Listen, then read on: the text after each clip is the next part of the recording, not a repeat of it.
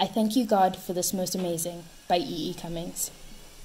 I thank you, God, for this most amazing day, for the leaping greenly spirits of trees, and a blue true dream of sky, and for everything which is natural, which is infinite, which is yes. I who have died am alive again today, and this is the sun's birthday. This is the birthday of life, of love, and wings, and of the gay, great happening, illimitably earth.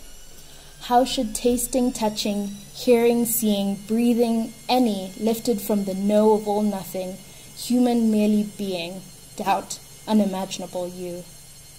Now the ears of my ears awake, and now the eyes of my eyes are opened. I remember that the first time that I heard this poem was at school during an English lesson. In fact, I got my high school friend Guhe, who's from Kenya, to read it for you. I remember the day that I first read this poem by E. E. Cummings. That lesson wasn't an English lesson.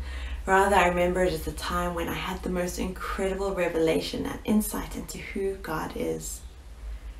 The poem captured for me the essence of joy that comes with following Christ.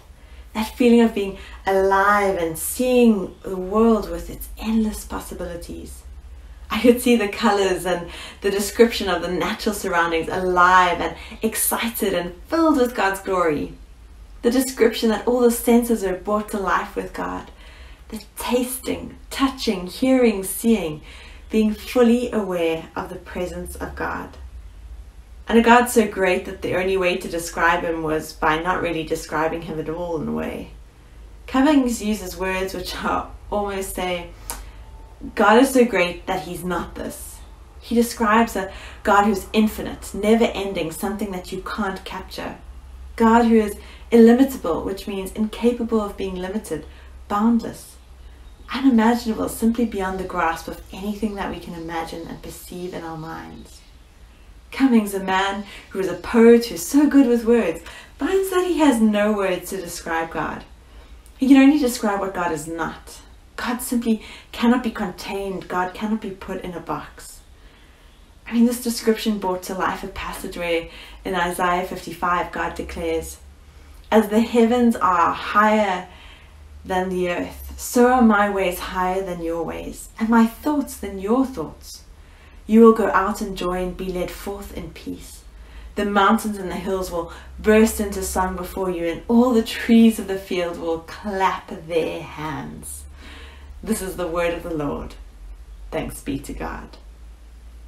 I mean, can you imagine the mountains and hills bursting into song and the trees clapping for God and for us and all the goodness in this world? There are books in the Bible which are written in poetry. It's a form of art and expression which has been around forever and ever. I have to be honest and say that not every poem that I've ever read speaks to me, but there are some which really help me understand myself. There are some which help me to see the world in a new light, or to process some experience or another. There are poets like Rupi Kaur, who wrote The Sun and Her Flowers, Milk and Honey, and Homebody, or Rudy Francisco, what about Atticus?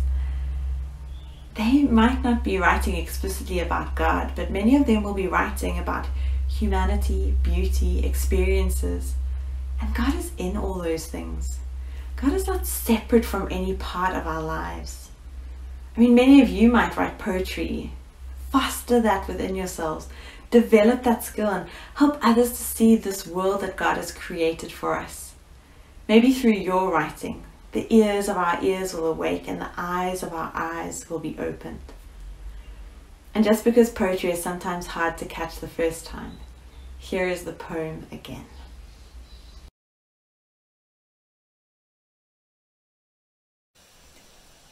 I thank you, God, for this most amazing, by E. E. Cummings. I thank you, God, for this most amazing day, for the leaping greenly spirits of trees, and a blue true dream of sky, and for everything which is natural, which is infinite, which is yes. I who have died am alive again today, and this is the sun's birthday.